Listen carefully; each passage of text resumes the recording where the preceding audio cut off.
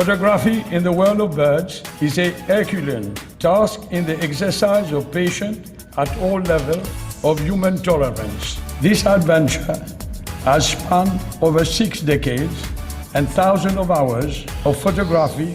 Nature is providing a number of warnings. We know we have to act. I'm glad we are all starting this year with the launching of this magnificent publication, Birds of the Indian Ocean by Narayan Raman. This publication is a real treasure. It is no secret why he is called the Birdman of Mauritius.